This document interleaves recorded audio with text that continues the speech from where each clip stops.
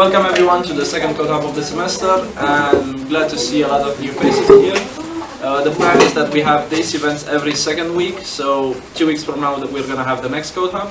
Also next week we're going to have our member meeting that we have to have every semester, and we're going to talk a bit about the plan for the next year. Also have some elections, I think, for some board positions, and I highly recommend you guys come. It's going to be a bunch of fun. If you get bored, you can leave after a while.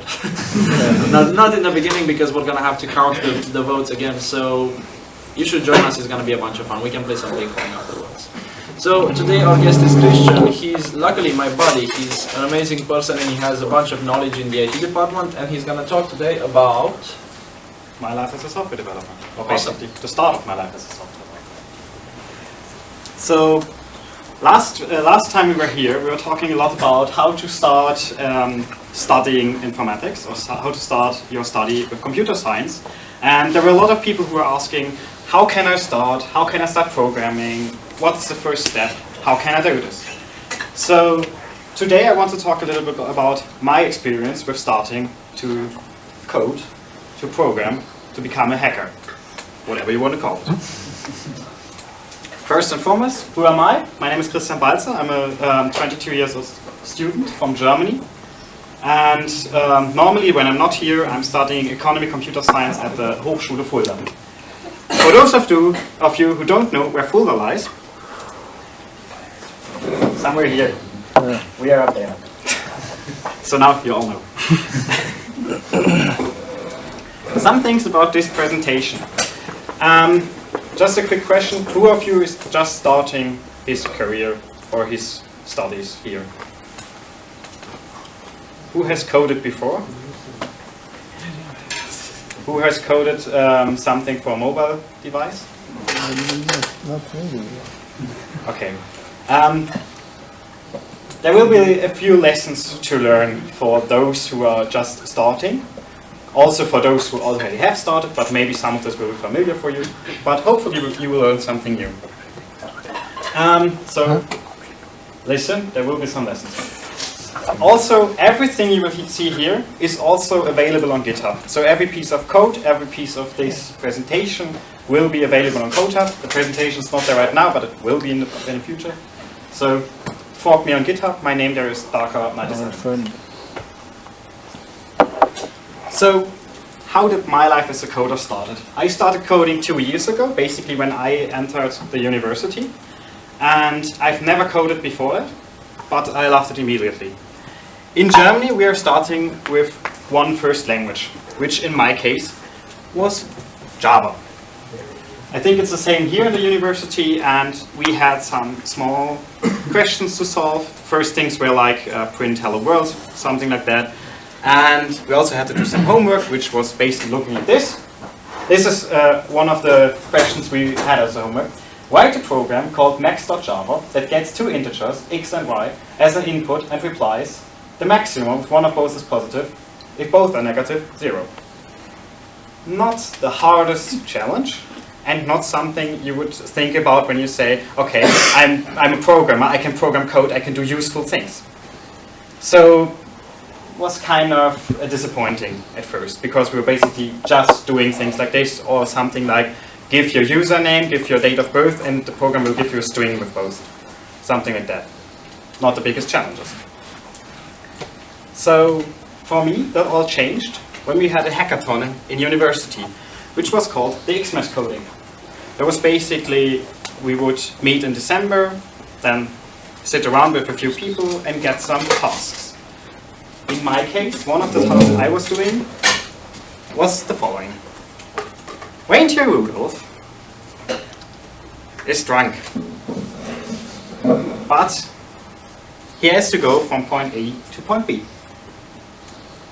But he is drunk, so he can only walk to the left or to the right. So he can only walk in a zigzag line.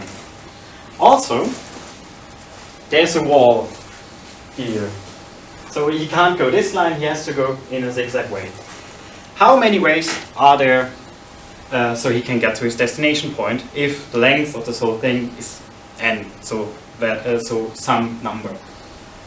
It was the first question where I realized I can do something useful with programming. okay, a drunken reindeer, showing a drunken reindeer the way home sounds a little bit silly, but it was the way for me to realize you can do more with it. It's not just, okay, you have X and Y and then do addition or something like that. And also this was a great way to learn how to solve problems like this. Because like first of all we had like, okay, you're doing basically this way, and then you're counting all the, doing this way, and then you're counting all the ways that are possible. In the end, we started to optimize the whole process, and basically, if, for example, Rudolph came here, we stopped, because he couldn't get to his destination point, and so on and so on. So we optimized the process, and in the end, it was a really nice, small task. It was also the point when I started to get interested in the subjects of informatics. It was this point where I wanted to learn more about everything, basically. Luckily for me, in Germany we have something called the Chaos Computer Club. I was talking about it last week. It's basically one of Europe's biggest hacker organizations, which just sounds bad, but we get there. And it's basically a big club full of people who are developing stuff, who are part of politics, who are part of solving problems, basically. And they have a lot of congresses each year, and they are live streaming everything that is recorded there. So, for example, there is the Chaos Communication Congress each year in December, and there are also every time there are people who are talking about a lot of different stuff. There was a woman there who she was talking about how she built her first mobile phone. The phone was big like this, and it was basically a brick, but it was nice to hear from her how she did that. And there was a talk about people who hacked the government, and they showed us how they did that, and stuff like that. So basically something for everyone. Or also people who were explaining why it's good to have freedom and stuff like that. So you see there are a lot of possibilities to learn new stuff. Because there's not just the Chaos Computer Club. There are also a lot of other conferences in the world. So just like, for example, WWDC, which is the Apple Developer Conference, if one of you is interested in iOS development. Or for those of you who are starting IT security, the DevCon in Las Vegas each year. Which is basically the same thing. It's a big congress where everyone gives talks and is talking about how they do stuff. There are a lot of talks I can recommend if one of you was asking me later. Like, for example, there's one guy who was basically showing everyone that the key for the elevators is basically the same in all of America. And stuff like that. So, a little bit of a jump in time. Because in my university we're only learning to develop something in Java for 2 semesters. And after that there's a cut. We're not learning more. We're just learning how to build systems and stuff. Nothing really impressive anymore if you're already coding. So I started to search for my own little projects. For example, I started to search for ways to learn what we were learning in university. For example, we had a network course where we were learning that 2 systems can communicate with each other. And I started to build a small program where I had a client and a server, so to say, and they were communicating. It was very basic, but for me it showed how this was possible. It wouldn't work in real life because there was no protocol involved or anything, no encryption, nothing, just 2 pieces of software which were communicating over the network. But it was nice to know this, because I started to come into problems like, for example, what is an IP address? How can I use it? What is a MAC address? Can I change the MAC address? Which, yes, you can. And stuff like that. I started to encounter problems like time. Things I wouldn't have learned if I would just follow the sessions in class. But Java development was over. What to do next? In my case, I was sitting at home, looking around, and I realized I have a phone. In my case, it was I have an iPhone. So for me, it was an iOS device. So I started to learn the nice language Swift. Swift is a language developed by Apple, I won't go into deeps, how it's working and stuff like that. But if one of you wants to learn a simple language for mobile development and he has an iPhone, Swift is the way to go. Because like if you know Python or something like that, it's very similar. It's very nice to do it. And yeah, I love it, basically. Last week we were talking a lot about how to get started from here. Like now we have a target, which is the iOS device. We have a programming language, which is Swift, which we don't know anything about, how to go from here. Well, in my case, I made myself a little book, where I basically wrote down some syntax. I knew some from Java, like for example, what is an if clause, what's a for loop, stuff like that. But I didn't know how to write this in Swift, so I just wrote it down, which I can just recommend. If you have a new language, write it down. Write down what it's made of, at least the basics, and then, yeah, go for it. Just that you have like one piece of paper where you can just write it down, just that you've seen it once. Nothing complicated, but just the basics. For the part how I started developing something, I would like to show you my first two little projects. Just to give an example how you can achieve something. One of those was a flight simulator. Don't ask me how that idea came to my mind. Just been there. And it wasn't really don't think about it as the Microsoft Flight Simulator, this big project where you can fly real planes with a physics engine that can calculate everything, or something where you can drive a jet. For me it was very basic. It was this one. For those of you who don't speak German, we have a height of the plane where it's flying. We have a velocity, so the speed of the plane. And we have a time. That was it. There were all the numbers I had for that one. Then we have a start button, of course, where the timer is starting, and we have a slider to change the speed. And so if you pull it to the right, you're getting faster and you will go up. If you put it to the left, slower, you will go down. And if you are reaching 0, this picture came down. This may sound like nothing special to build a small application like this. But for someone who has never done anything on Swift or on a mobile development platform, it was quite a lot. And I've experienced some new problems I've never encountered before. For example, of course, I've learned the syntax of Swift. I've learned how this whole system is working, at least the basics of it. I've also learned something about time. How is time brought to the phone? How is it working? Is there a little clock in there, like a little bird we can ask? No, on the iOS device it's the Unix time, which is counting from the year 1970 till today in milliseconds. Which sounds silly, and when you see it first it is. But when you know that, you can work with it. Lesson learned, know your device. When you're developing for something, doesn't matter if it's an iOS device, if it's a mobile device in general, if it's a web development, know your tools. Know what this thing is doing. Know the basics. For example, if you're developing for Windows, know how Windows is working. If you're developing for a Linux system, know that Linux is basically a tree structure, stuff like that. Know the basics. And be aware anything can happen. Like for example, if you're trying to use a clock or something, and your clock is telling you that that every second, it goes 1,000 years into the future, yes, that will happen. Be aware that it's not always like you think it is.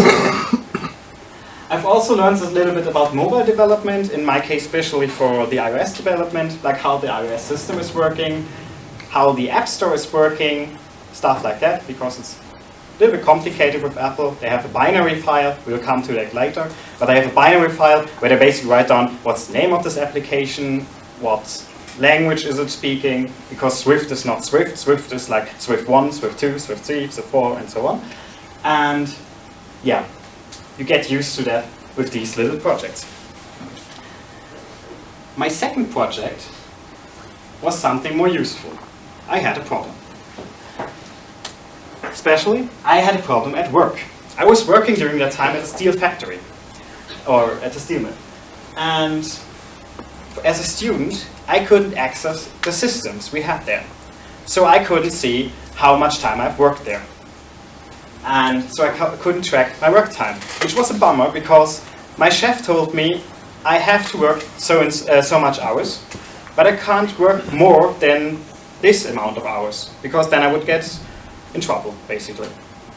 So it was a bummer because I couldn't track it. And I was coming at this time, next day at another time, was basically switching. I was going at one time, leaving at another time.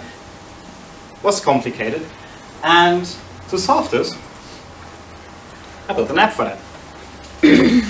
Which was also very simple.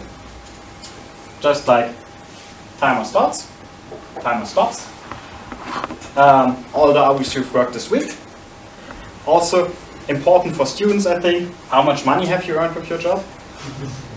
And also behind this button there was just a little table where you could see all of the times you had tracked so far. Sounds easy, but it gets complicated when you don't know how to run the app in the background mode.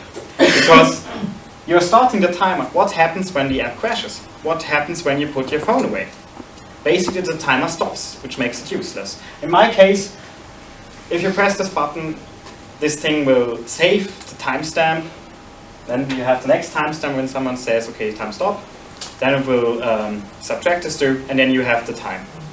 That was my solution for that problem.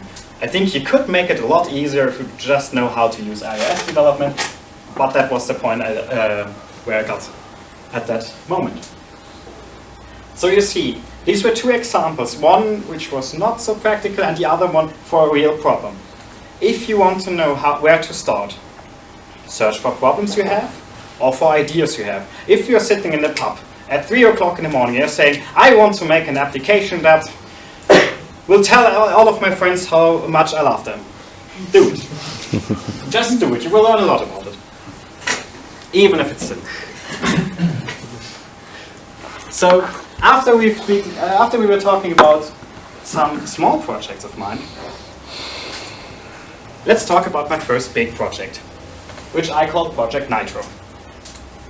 Don't ask me why Nitro. It was the song I was listening to when I planned this. Project Nitro started as an idea in university. We had a small course there which was called Project Management, where we would basically learn how to manage a project. Simple as that. What ways are there? Like, for example, there's Scrum, there's the waterfall model, stuff like that. And for that we had to plan a project. And so for us we had the idea, okay, our university doesn't have an application. We just have a website, which wasn't that good at the time for mobile devices. It was glitching all the time, it was not very good, there was no scaling involved and stuff like that. So we thought we could build an application for that. It was the idea. And then I thought, okay, maybe we could do that idea. So we had a little thought about it, and all of these trees are basically about one idea we had what to do with this application. Like, for example, we had some categories like data we had to load from the web page, from our grading system, or grading showing system, from our cafeteria, and about some local news from the bibliothèque, from the basically everything we could get hold of, where we could get data which we could show. It was just the basic plan. In university we were basically just planning this thing, and planning how we would do it, who would be in charge of what, like who would be a developer and stuff, and who would be the developer and stuff, and we were just planning. We were never we were never talking about how we would do this. And so I thought, okay, let's start doing it. But where to start? For me it was simple. We will need a main menu. We will need some buttons. Easy as that. And we will need a loading screen, which was basically this thing here, which is the logo of the university and the version number. We need a main menu where we have buttons to get to all the applications, and so on and so on. So, as a good developer I am, I started with the background. That was the simple part. And after that, I've added some informations. At that time we had an RSS feed in university, which I implemented, so I could get the newest feed for everything. Which was nice, because that one was easy. There are a lot of solutions how to build an RSS feed. But, lesson learned, don't believe anything that is said on the internet.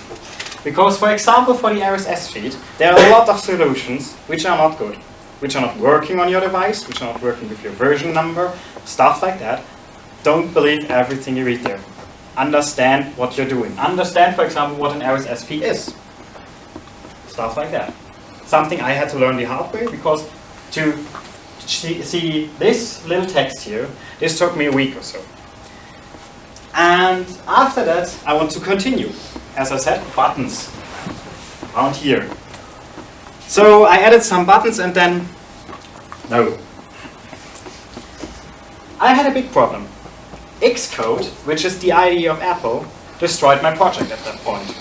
As I said, a project in iOS is basically made of a binary file which says, okay, we'll need this file, it has this name, we'll need this, we'll need that, and then we will build an app. In my case, it got corrupted, and so I couldn't start the app no more, I couldn't use the app no more, and Xcode wouldn't even recognize that it is an app at all. Which was kind of nerve-wracking, and it taught me a valuable lesson. Who here knows what Git is? Git. Who knows what Git is? Okay, that's a lot of people. For those of you who weren't raising the arm, write it down, Google it after we've finished. Git is basically a way to save your progress for coding. And if something like this happens, you can just go back to the last step you've made and just restore your application so this won't happen. Or at least if it happens, nothing bad will happen to your project. So use Git. In my case, I could restore the pictures I've taken, like the background, the beautiful background, and I could also restore the code. So there was not much time loss, just a little bit, but I could work with that. So back to the application. The next thing I realized was that I had a lot of plans. Like I had ideas, what can I put where, and how could I show that much information. It was a problem because my original plan was to put buttons everywhere. But then I realized I have like 5 or 6 applications I want to show there. Yeah, button 1, button 2, button 3, button 4, button 5, button 6, and so on. You wouldn't see anything at all, and it wouldn't be very user-friendly. So, I started building a menu. Lesson learned, if you're building an application like this, doesn't matter if it's just like an application for mobile devices or for web development, plan the basics. You don't have to plan everything, but plan what you're about to do. Like in my case, I should have planned how many applications would be involved, and maybe then I would have seen that I will need more space. Luckily for me, I could just implement a menu. But if you do something like this, and you are planning about like, okay, I will only put in 2, maybe 3, maybe 4, make your app dynamic, or your program. Make it dynamic so you can add more features later. So about the features. The first thing I was doing was to get the meals of the day. In my home university we have a cafeteria, and the cafeteria has a web page, but no API. So this took me a lot of time to just get the meals into my application, because I couldn't figure out how to do it. As I told you, don't believe anything that is said on the internet, or at least not everything. On the internet there are a lot of solutions for this problem. Build a web crawler. Build an API for yourself. In my case, this was very simple. In the end, I was just sending a GET request to the server, and it gave me a list of everything we did. But before I knew this, it took me a lot of time to realize. Lesson learned, know what you're doing. If you want to grab code from a web page or information from a web page, know how a web page is working. You don't have to program something in HTML. You don't have to be a web developer. But know that there is HTML, know what CSS is, know what JavaScript is. And don't do it like me and just try it out, because that will take a lot of time. The next thing I implemented was a map of the campus. And that was really easy, because Apple is giving you a map in its device, in the OS, which is this nice thing here. And it also gives you the capability to just add points there. So this part was easy. All I had to do was look up at the real map, where are the coordinates for the buildings, and then just add them to the map. Next lesson, know your tools. I could have rebuilt the map. I could have implemented something like like the OpenStreetMap or something like that. But if there is something like this, don't invent the wheel. So to say, use what the developers gave you. I've also implemented a little AR function, which was just for fun, basically. So if you look through your phone at the university and you look at the building, you will see the name of the building there. It sounds hard in the beginning to implement something like that, but it's basically just your coordinates, the coordinates of the building, the height of the thing, and it's just math. So it's not that complicated. Next lesson, I know there are a lot. I hope all of you write them down, because there will be tests afterwards.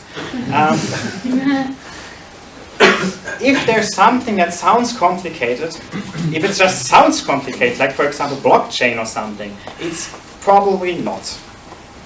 So look it up. Look if it is complicated. If it's too complicated, there's a library for that. If it's not too complicated, you can just implement it. Next thing, and the last add-on I added to the application, which you can't see very good on this presentation, but okay, were the next events at my university, which were basically holidays and the start of the next semester and stuff like that. But I thought it was quite useful for students to have, so they could just press a button, in this case this one, and then just have this in their calendar, in their personal calendar. If you want to build something like this, just remember to not use a loop for adding these things. There's nothing worse than starting the app and realizing that you have misspelled something and it's basically spamming into your calendar. It was not the best experience. I think the iPhone crashed at some point when I did this, like just spamming the whole calendar and then it crashed, but it worked in the end. So for the final version. I've also added some new stuff, like for example the buses, which are leaving my university, the weather at the university, and yeah, some of the applications I showed you earlier. If you are implementing something like an API from a different company, I think it's not the best. It's not the worst in Sweden, because I believe that they think about when they build their application. But I had some problems with some APIs, for example, for the weather, that they basically sent broken JSON files, which were broken and you couldn't use them. And to find that mistake, when you get a JSON file and it's not working, to find out that it's not your fault, but the fault of the company who sends you it, that's hard. But Murphy's Law, everything that will go wrong, so keep that in mind. Could be that someone else made a mistake, and it's not you. So, what have we learned? Lesson 1, know what you're doing. Don't just try, don't be a script kiddie, and just get like scripts from the internet and then just like, user XY said in Stack Overflow, I can do it like this. Okay, I'll use it, oh, it's broken. Know what you're doing. Even if you're copying it from a friend, know what he did. Lesson 2, use the documentation. For those of you who have programmed, who of you has involved documentation into his last project? For the record, that's 2 persons. 3, 4. Okay, 4 persons. I know that it's no fun to use documentation, but it can save you a lot of time. Like, for example, I had to look through my old code. Yeah, I should have used documentation. Next thing, know your tools. That was not part of the presentation, but if you have an IDE, for example, in my case it's Visual Studio Code, know what this IDE is capable of, know what it's not capable of, know what it should do, know when it doesn't. Next thing, know more than you have to. As I said, there are a lot of web pages, there are a lot of organizations which will give you input. They will give you presentations about everything. For example, media.csc.de, which is the web page from the Chaos Computer Club. They have every presentation in a few languages, like for example in German, English, French. Some of them are even translated in Chinese and something like that. So there are a lot of ways to get knowledge from very nice people. Use it. A little personal thing. All information should be free. If you're building something, consider making it open source, which means you're opening the source code. I've learned a lot about programming just by looking at other people's code, by looking at other people's applications. You want to do the same, so make sure that the next generation will have the same possibilities. So please at least consider open source. If you can't do it because you want to sell your product or something, there are ways to open your code or to use open source for that too. If you really can't do it, okay, but please consider it. Next thing, computers can change your life for the better. So start developing. For me it did, can for everyone. And maybe the most important lesson of the day, start coding. If you have a problem, if you have an idea, if you have a silly idea, for example, I want to have a hat that glows in the dark and has LEDs on it, do that. We did. This was our bachelor project. We did this for university and it was quite good. If you have an idea which you could solve in any way by programming, do it. Because maybe a hat that glows in the dark is not the answer to our problems. Well, at least you're asking the question. Thank you very much for your attention and always happy coding.